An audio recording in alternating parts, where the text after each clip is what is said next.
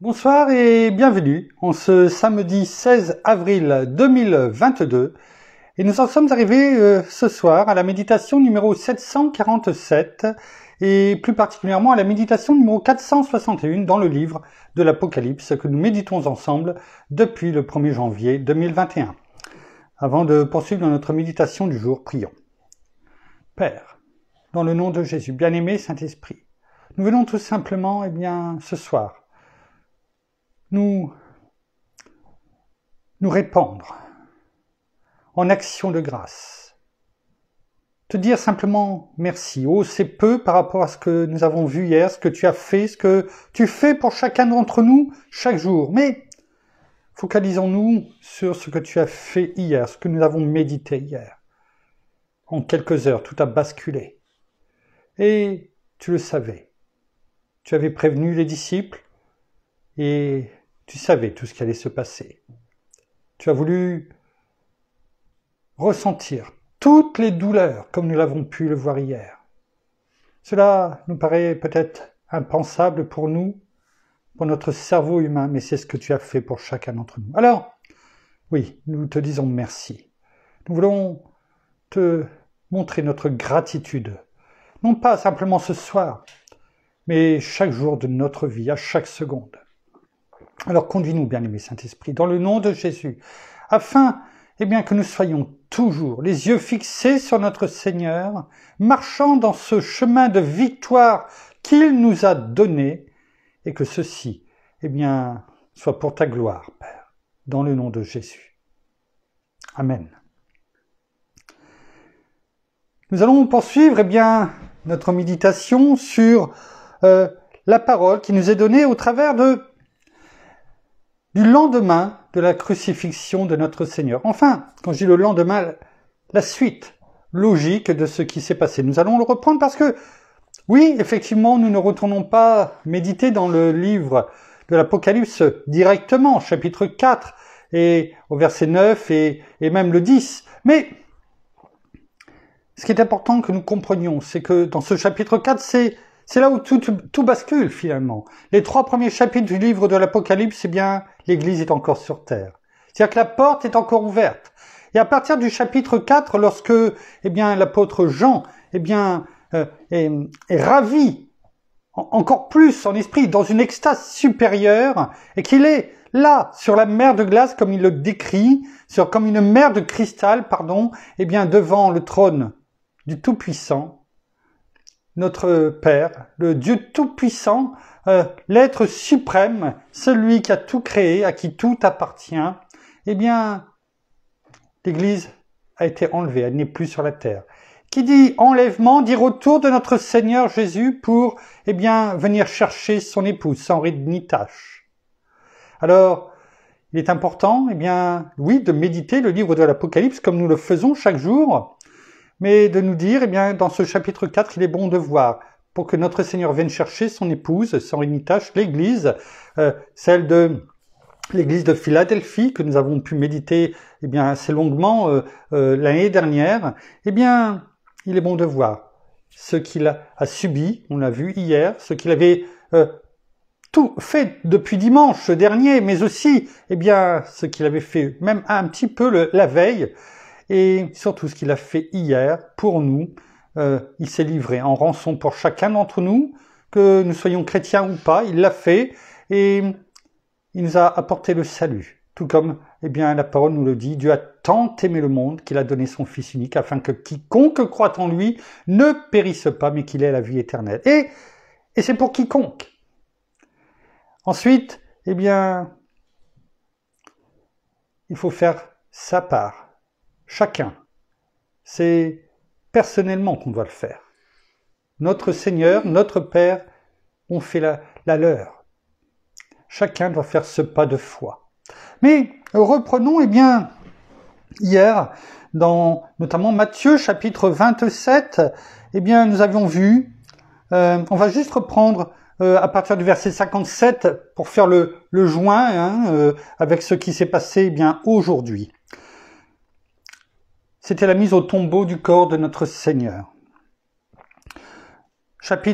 Matthieu, chapitre 27, à partir du verset 57 à 66. Il est écrit: le soir venu arriva un homme riche d'Arimathée, du nom de Joseph, qui lui aussi était un disciple de Jésus. Il alla trouver Pilate et demanda le corps de Jésus. Alors, Pilate ordonna de le lui remettre. Joseph prit le corps, l'enveloppa dans un drap de lin pur et le déposa dans un tombeau neuf qu'il s'était fait creuser dans la roche. Puis il roula une grande pierre à l'entrée du tombeau et s'en alla. Marie de Magdala et l'autre Marie étaient là, assises vis-à-vis du tombeau. Nous arrivions à la fin du vendredi, et rappelons-nous que le calendrier, enfin du moins les jours, en Israël, en tout cas à ce moment-là, et comme ce l'est toujours aujourd'hui, n'ont pas les mêmes 24 heures. Ils ont 24 heures, mais pas du moins, ne commencent pas et ne finissent pas au même moment. Reprenons ce qui est arrivé donc maintenant, ce samedi. Le lendemain, donc aujourd'hui finalement, qui était le jour après la préparation du sabbat. On va y revenir, on va lire. Les chefs des prêtres et les pharisiens allèrent ensemble chez Pilate et dirent: « Seigneur, nous nous souvenons que cet imposteur a dit, cet imposteur, bien sûr, il parle de notre Seigneur, quand il vivait encore, après 3 jours, je ressusciterai. Ordonne donc que le tombeau soit gardé jusqu'au 3e jour, afin que ses disciples ne viennent pas voler le corps et dire au peuple: il est ressuscité. Cette dernière imposture serait pire que la première. Pilate leur dit: vous avez une garde. Allez-y, gardez-le comme vous le souhaitez.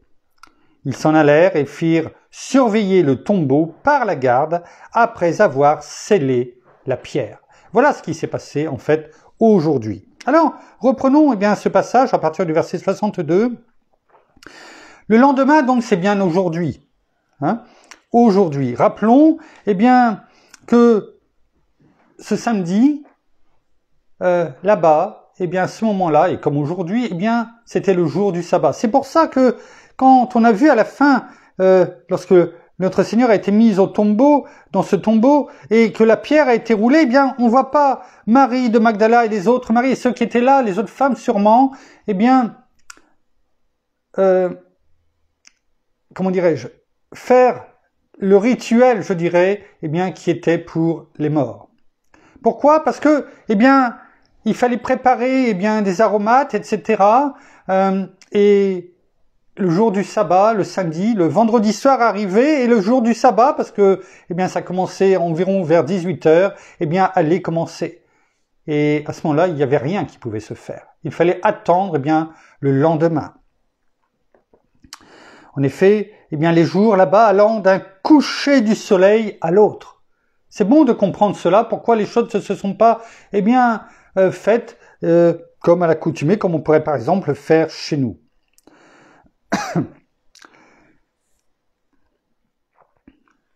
Quand il est parlé au verset 65, lorsque les chefs des prêtres, les pharisiens, allèrent chez Pilate demander une garde. Une garde, il y avait déjà le tombeau, il y avait la pierre, qui était lourde, c'était pour fermer le tombeau. Ils demandèrent une garde en plus. Alors, on peut dire ce que l'on veut, je dirais, à ce sujet, mais la garde, certains disent que c'était les gardes du temple, d'autres disent les Romains, une garde romaine. Moi, je pencherai également sur cette garde romaine. Pourquoi? Parce que si c'était les gardiens du temple, à ce moment-là, ils n'avaient pas besoin d'aller voir, je dirais, Pilate, qui s'était, entre nous, lavé les mains de ce qui se passait pour leur demander de pouvoir mettre des gardiens devant la pierre, devant le tombeau. Il n'y avait aucune raison. Et ça ne correspond pas à ce que Pilate a dit, je m'en lave les mains. Et c'est ce que nous avons vu aussi de son épouse qui a dit, pendant la nuit, j'ai eu des rêves, des visions nocturnes, qu'il n'y a rien, que tu n'as rien avec cet homme. avec ce juste. Alors, et on verra demain, eh bien, que finalement, cela conforte, on va pas prendre le verset parce qu'on le voit demain, eh bien, que c'est bien des gardiens romains. Et quand il dit, eh bien, vous avez une garde, c'est pas dans le sens, vous avez des gardiens, vous aussi, prenez-les. Non, c'est, eh bien, sous-entendu, eh bien, je vous mets une garde à disposition. Allez-y, elle est à vous, utilisez-la comme vous le souhaitez. C'est plutôt, eh bien, dans ce sens-là qu'il faut le prendre. Quand il dit, eh bien, les chefs des prêtres et les pharisiens disent, cet imposteur, comme ils disent, eh bien, quand il vivait encore, après 3 jours, après 3 jours, je ressusciterai. Sachons aussi que les Juifs, eh bien, comptent un jour qui est commencé, je dirais, pour eux, c'est un jour. Même s'il y a peut-être, eh bien, qu'une heure entre les deux. Il a été crucifié, on l'a vu, donc, et il est mort sur la croix à 15 heures, 6 heures après avoir été mis sur la croix. Et quelques heures après, donc 3 heures après, eh bien, entre 15 heures et 18 heures, eh bien, le jour avait changé. Et on pourrait dire, oui, mais alors ça fait que si on compte entre le moment, eh bien, où les morts et le sabbat et on le verra, eh bien, demain, ce qui s'est passé, eh bien, en fait, ça fait pas 3 jours. Mais si, pour les Juifs, eh bien, le vendredi, eh bien, compte comme une journée, le samedi aussi, et le dimanche, même si c'est le dimanche, eh bien, matin, compte également pour une journée. Donc, pour eux, eh bien, ça fait 3 jours. Il était bon aussi de le rappeler. Et il est écrit également,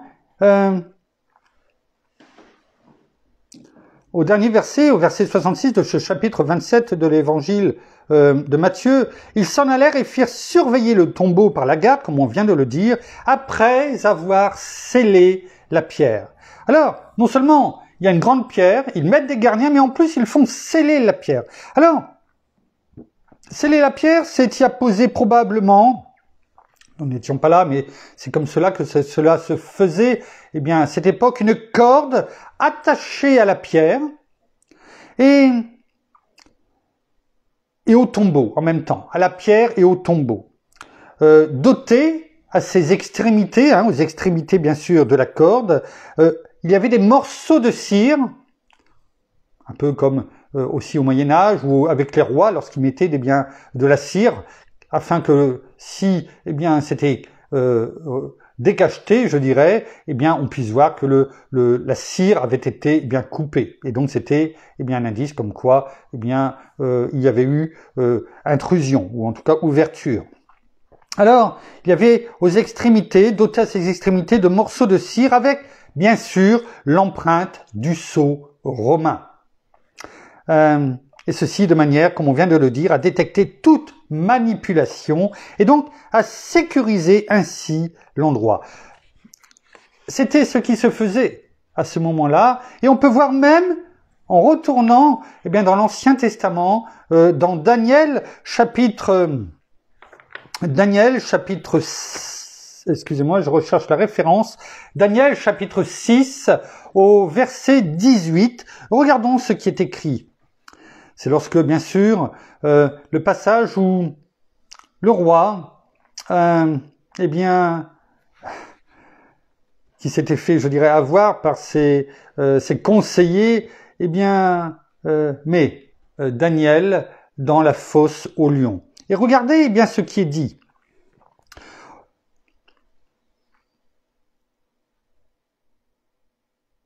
On va même le prendre un petit peu le verset 17 en partie, où il est dit, le roi dit à Daniel, une fois que Daniel, bien sûr, commençait à être descendu, que ton Dieu que tu sers avec persévérance veuille te délivrer. Cela peut être une image de ce qui arrivera à notre Seigneur. Et au verset 18, il est écrit, on apporta une pierre et on la plaça sur l'ouverture de la fosse. Comme ça, il n'y avait aucun moyen de l'ouvrir. Le roi y apposa l'empreinte de son anneau et de l'anneau de ses hauts fonctionnaires, afin que rien ne puisse être modifié pour Daniel. Vous voyez, ici, on voit bien, finalement, ce qui a été fait pour Daniel, on y trouve la même finalement en référence avec ce qui a été fait pour notre Seigneur. Alors, on voit que hier, notre Seigneur a été crucifié, on l'a descendu en hâte, je dirais, de la croix, afin que, on ne puisse pas le laisser, lui, et bien sûr les brigands qui étaient à côté, on a pu voir tout cela hier, je vous laisse aller le réécouter, et afin de pouvoir rapidement, c'est ce qu'a fait, Joseph d'Arimathée, il s'est dépêché, il s'est précipité, je dirais, avec courage, il est dit, chez Pilate, afin de réclamer le corps et de pouvoir le mettre dans le tombeau. Notons qu'il n'y avait pas ici de cercueil, on a pu le voir, ils l'ont mis dans un fin lin et ils l'ont déposé dans le tombeau. Alors ils se sont dépêchés, et la pierre a été roulée, scellée, etc. Et l'ennemi et beaucoup de personnes sont là pour dire tu vois, maintenant, tout est terminé, tout est fermé. Tout a été cloisonné. C'est fini, tu vois bien. Remontons, et allons voir, en nous rappelant ce que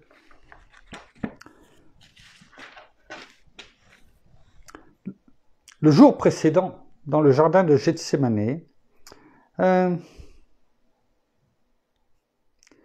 ce qui est arrivé, ce qu'a dit, l'apôtre Pierre. Est-ce que, maintenant que notre Seigneur est dans le tombeau, est mort sur la croix, crucifié, vérifié par le soldat qui a percé son flanc, son côté, est-ce que nous sommes comme Pierre et comme les autres disciples dans le jardin de Gethsémanée, finalement, on se dit c'est terminé et on part en courant. On va prendre quelques partages que j'ai fait, que vous pouvez retrouver sur le mur depuis quelques jours, que j'avais gardé parce que, finalement, il nous parle. Parce que ce qui est arrivé aux disciples et ce que l'ennemi veut nous faire croire, nous devons comprendre que ce n'est que des mensonges. Ce partage qui est fait ici par quelqu'un que vous connaissez, parce que je vous en ai déjà parlé, Bob Gass, au travers de, d'un ministère que je suis, la question c'est, avez-vous failli tomber? C'est cela. Rappelons-nous, la veille de la mort de notre Seigneur, et je lis, Jésus déclare, je serai pour vous tous cette nuit une occasion de chute, car il est écrit, je frapperai le berger, les brebis du troupeau seront dispersées, mais après ma résurrection, je vous précéderai en Galilée. Vous vous rappelez, c'est ce que il leur a dit aux disciples, c'est dans Matthieu 26, versets 31 à 32. Alors, la question que l'on peut se poser, que nous sommes en droit de nous poser, pour chacun d'entre nous, si même les disciples peuvent chuter, alors que, ils ont passé 3 ans et demi en compagnie de notre Seigneur Jésus. Ils ont entendu ses messages, ils ont vu ses miracles. Tout le monde peut faillir. Et quelque part, c'est encourageant, quelque part, d'entendre cela. Malgré cet avertissement, parce que le Seigneur l'avait dit avant, malgré cet avertissement, Pierre, lui, ne se sent pas du tout concerné. Pas à moi. Et combien cela nous ressemble. Je crois qu'on l'avait même dit à ce moment-là. Oh non. Quelles que soient les circonstances de notre vie, non, cela, ça ne peut pas me toucher. Pas à moi. Il a dit, dans Matthieu 26, verset 33. Excusez-moi, je reprends parce que ça s'est annulé. Je reprends la référence. Voilà. Il a dit dans Matthieu 26 au verset 33,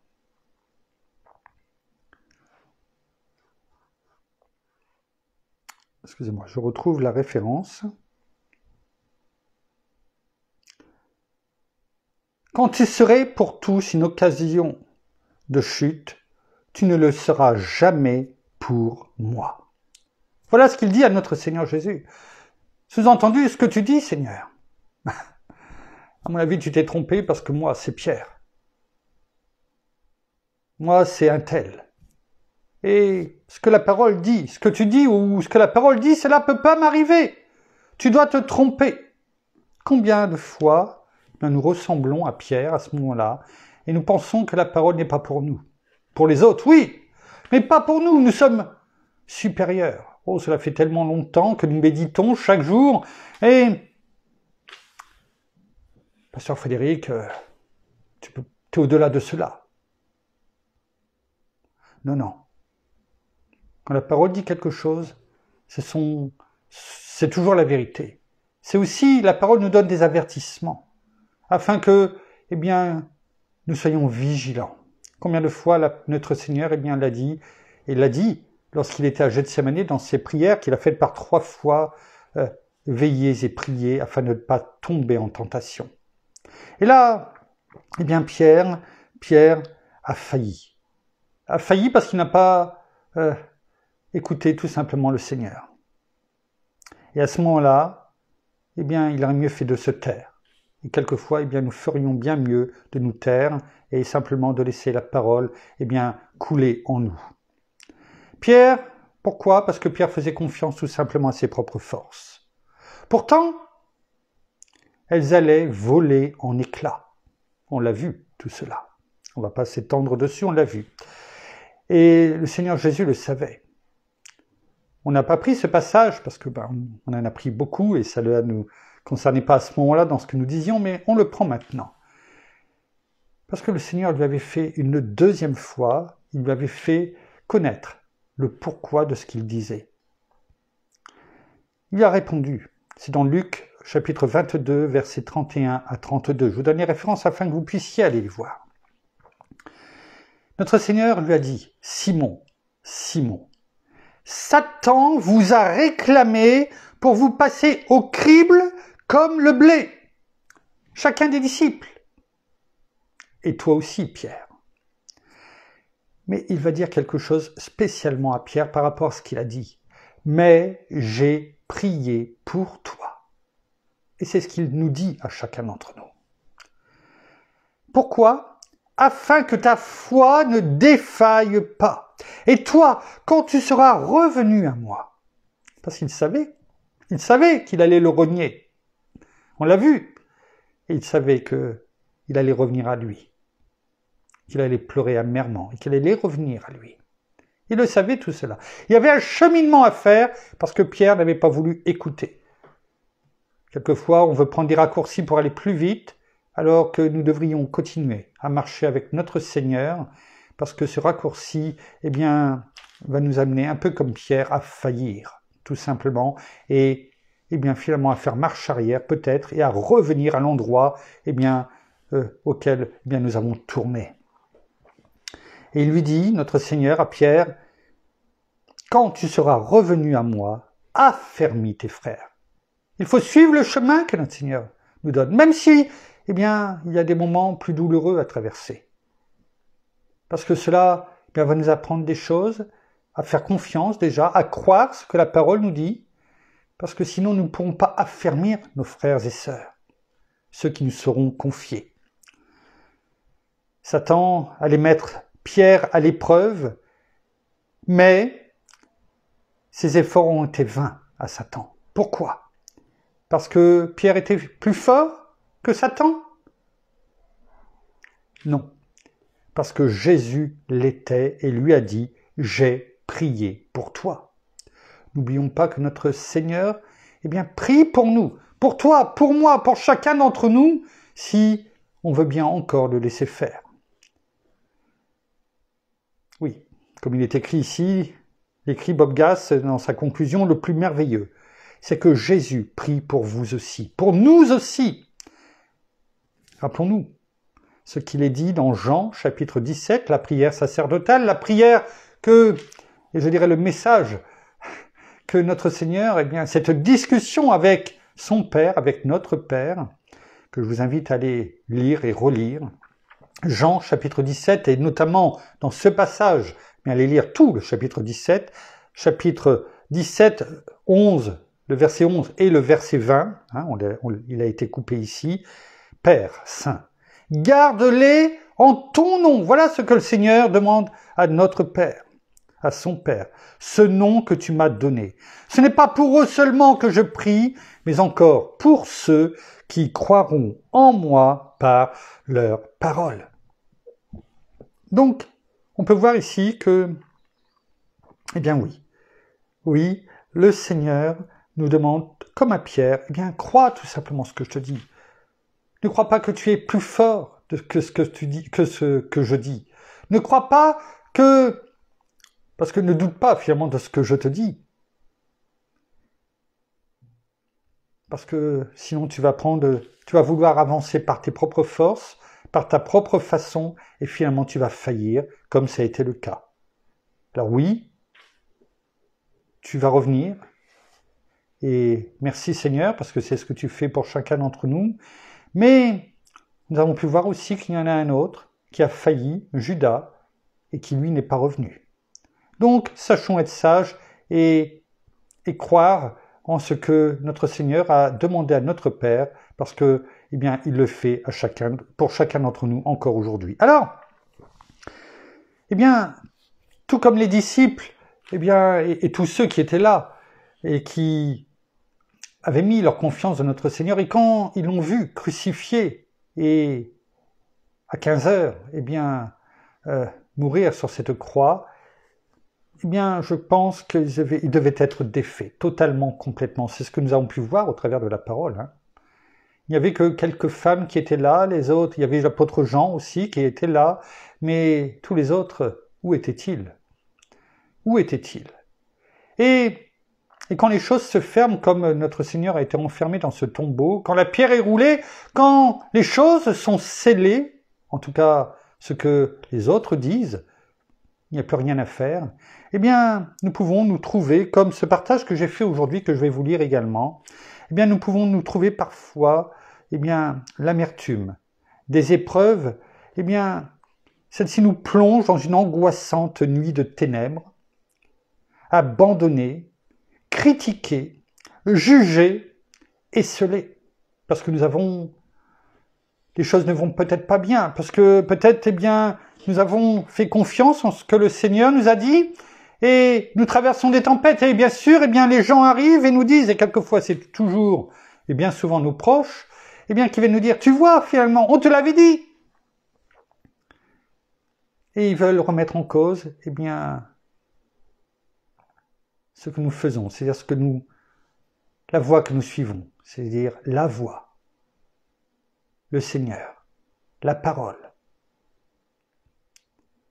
Et ils veulent justement, eh bien, nous dire, tu vois, laisse tomber. Laisse tomber. Et parfois, à cause du poids de nos péchés, de nos manquements, de notre honte, eh bien, nous vivons dans la noirceur de nos pensées, bataillant, quelquefois sans espoir, parce que nous pensons qu'il n'y a plus d'espoir. Ce que les disciples devaient penser à ce moment-là, tout est fini. Tous nos espoirs que nous avions mis, eh bien, les batailles que nous menions, que nous avions mis en Christ, eh bien, le Seigneur, notre Rabbi, sont tombés et sont maintenant enfermés avec lui, et avec cette pierre et ses scellés. Parfois, nous marchons la tête baissée, sur un chemin obscurci, pensant être abandonnés, séparés de Dieu. Combien de fois nous avons pu entendre, et peut-être que nous l'avons dit à un moment donné, Dieu nous a abandonnés. En tout cas, si on ne l'a pas dit, il y en a qui nous ont toujours, les conseillers qui sont toujours là, tout autour de nous, et qui nous disent, y compris Satan, bien sûr, notre ennemi, tu vois, Dieu t'a abandonné. Il est où ton Dieu? Écoutez, vous l'entendez. Je l'entends d'ici. N'oublions pas que ces obscurités sont bien pâles en rapport à celles vécues par notre Seigneur, le juste sur la croix. Oh oui! Rappelons-nous ce que nous avons dit hier, ce que la parole nous a dit entre midi et 15 heures. Que s'est-il passé? Il y a l'obscurité qui est venue. L'obscurité est venue. 3 heures de nuit sur terre. 3 heures de nuit dans le cœur. 3 heures de mort dans l'âme de notre Seigneur. Rappelons-nous ces paroles. Mon Père, pourquoi m'as-tu abandonné? Lui aussi a vécu cela pendant ces 3 heures de ténèbres. Il a cru que, à un moment donné, son Père l'avait abandonné.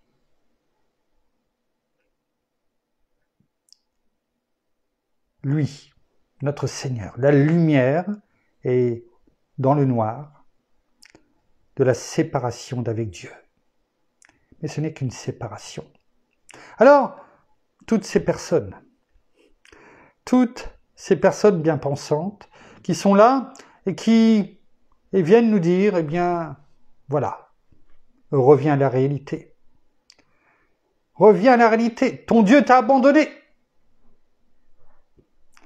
Vois la réalité en face.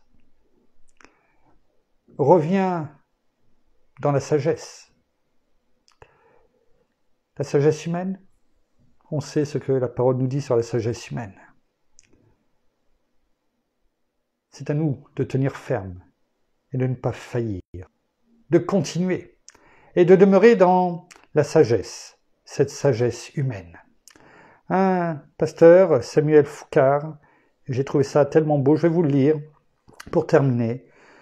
Il résume très bien finalement ce que certains voudraient que nous vivions, c'est-à-dire l'abandon de Dieu, que nous commencions à douter et que nous disions « oui, tu as raison, je me suis fourvoyé, j'ai cru que… » Non, rappelons-nous. Il dit « comme j'aime la croix pour cela ». Et c'est quoi cela? C'est-à-dire, il parle que il ne faut pas se fier aux apparences, à celles qu'on voit, celles qu'on vient de lire. Le Seigneur, cloué sur la croix, mort sur la croix, descendu en hâte, mis dans le tombeau, la pierre roulée, les scellés, mis en place, la garde, devant. Oh oui, toutes les apparences sont là pour nous dire, c'est terminé, c'est fini, abandonne. Mais ce ne sont que des apparences. Comme j'aime la croix pour cela. Elle est le lieu de tous les paradoxes.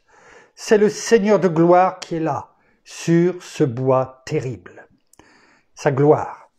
Ils ont voulu l'engloutir dans la honte, le dépouillement, la souffrance, la détresse, la terrible solitude, la fièvre, l'abaissement et même la mort. N'oublions pas que notre Seigneur était nu sur la croix. Et quelquefois, nous avons l'impression d'avoir tout perdu. Nous sommes peut-être mis à nu devant les yeux des autres. Le diable, l'enfer, la religion, le péché, le malheur réunis se sont associés pour en finir avec lui, avec sa gloire. Et toutes les apparences sont là pour nous faire penser, à nous qui aimons croire ce que nous voyons, qu'effectivement, là, c'en est terminé avec la gloire de Dieu. Non. Non. Écoutons cela. Que cela touche nos cœurs et demeure dans nos cœurs. Non, la gloire. Elle est justement là, dans cet abaissement, dans ce dépouillement, dans cette apparente défaite. La gloire du grand Dieu ressurgit là, dans la nudité du crucifié, dans la honte que les hommes lui ont fait subir. Sa gloire transcende tout le reste. Ils ont crucifié son corps, mais pas sa gloire. Sa grandeur, sa majesté, sa noblesse n'en sont que plus évidentes.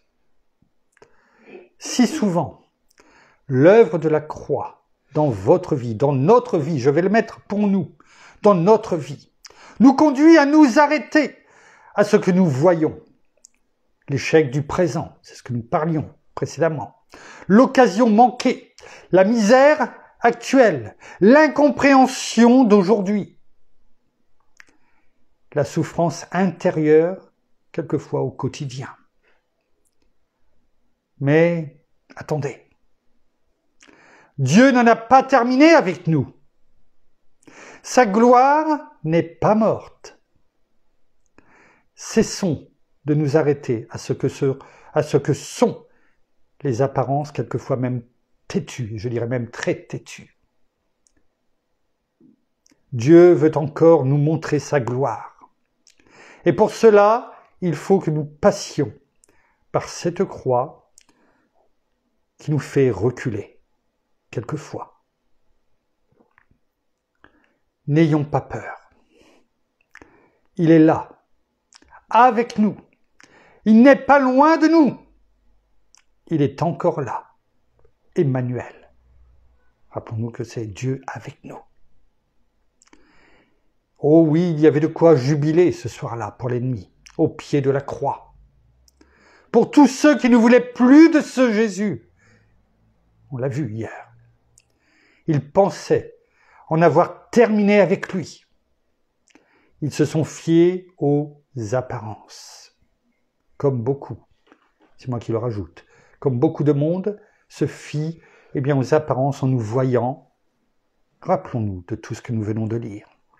Ils n'ont vu que la honte que notre Seigneur subissait et que l'ignominie. Ils n'ont même pas vu, finalement, derrière, la gloire de Jésus rejaillir de là.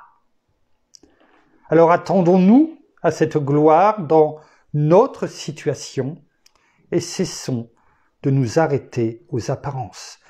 C'est ce que là aussi veut nous dire l'œuvre de la croix et ce qui s'est passé aujourd'hui, par la mise, au tombeau de notre Seigneur. Alors, pour terminer, une confession, comme il est écrit 2 fois pour aujourd'hui, c'est-à-dire une prière pour chacun d'entre nous, je vous la lis. Jésus, j'humilie mon cœur devant toi. Si souvent, j'ai fait partie de ceux qui ont contemplé l'apparent échec dans ma vie. Je crois que chacun peut s'identifier à cela. En tout cas, c'est le cas pour moi. Ta gloire n'est pas morte à la croix. Elle s'y révèle encore plus pour moi. Je sais que ma situation actuelle servira à ta gloire. Amen. Merci, Père. Merci, Seigneur. Merci, bien-aimé Saint-Esprit, pour tout ce que tu m'avais permis de mettre de côté pour ce jour glorieux, pour cette victoire, même si les apparences, veulent dire le contraire. Mais rappelons-nous, tout simplement ce que tu nous dis, avant de laisser mon épouse, prier. Ce que tu nous dis, dans la parole d'1 Corinthiens, chapitre 1, au verset 18, si je ne me trompe, voilà, c'est bien ça. La sagesse, comme on vient d'en parler, dans ce monde, de ce monde est insensé, voilà ce que nous dit notamment la parole. Nous prenons en Nouvelle Français Courant et en Parole de vie pour terminer. En effet, la parole nous dit, il est écrit, en effet, proclamer la mort du Christ sur la croix est une folie pour ceux qui se perdent, mais nous, qui sommes sur la voie du salut, nous y discernons la puissance de Dieu. Et en parole de vie, il est écrit, oui, le message de la croix est une folie pour ceux qui perdent leur vie loin de Dieu. Mais pour ceux que Dieu sauve, c'est-à-dire pour nous, et je dirais même pour quiconque, notre Seigneur, il est puissance de Dieu. Merci. Terminons par la prière. Merci Seigneur, et bien encore ce soir, et bien pour ta parole, merci encore parce que tu te révèles à chacun d'entre nous dans les différents messages, dans tout ce que tu as à nous dire, que ce soit une parole, un mot. Oui, merci parce que tu es là, à côté de chacun d'entre nous. Oui, ne nous arrêtons pas sur nos circonstances, sur ce que nous voyons, mais allons plus loin. Ayons ce regard, ton regard, et sachons que nous sommes vainqueurs, quoi qu'il en est pour chacun de tes enfants. Nous savons que nous avons la victoire sur toutes nos circonstances, sur tout ce que nous vivons, car nous t'avons à nos côtés. Toi, Seigneur Jésus, toi qui as vaincu la mort, toi qui as pris toutes les maladies, qui as pris toutes les horreurs de ce monde, tous nos péchés, toutes nos douleurs. Tu as tout accompli et tu as vaincu la mort pour chacun d'entre nous. Alors oui, ne nous arrêtons pas à nos circonstances ni à ce que nous voyons, mais allons plus loin. Regardons avec tes yeux, regardons avec ce regard nouveau. N'ayons pas la tête courbée, mais levons nos yeux vers le ciel. Levons nos yeux vers toi, parce que c'est de toi chaque jour, et c'est avec toi que nous voulons avancer. Alors restons sur ce chemin d'intégrité, restons sur ce chemin droit devant nous. Ne nous arrêtons pas, ne restons pas et ne regardons pas tout ce qu'il se passe au jour d'aujourd'hui, à la mort où il y a le néant, et nous verrons ta gloire, Seigneur Jésus. Alors soyez tous abondamment bénis, frères et sœurs, dans le nom de Jésus. Amen. Merci. Merci. Voilà, ainsi s'achève la méditation de ce soir. Nous vous bénissons abondamment de toutes les bénédictions en Christ. Nous saluons nos amis au Québec, au Canada, en francophonie, en France, à Paris et tout autour de chez nous. Et nous vous souhaitons à toutes et à tous une excellente fin de journée pour certains, de soirée pour d'autres.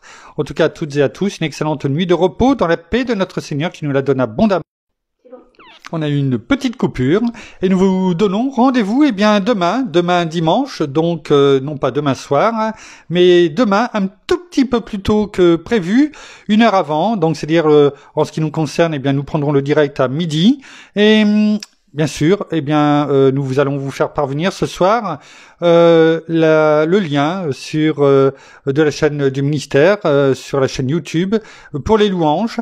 Et en ce qui nous concerne, je vous rappelle, par rapport à d'habitude, nous prendrons l'antenne, enfin le direct, 1 heure plus tôt, c'est-à-dire à 12 heures.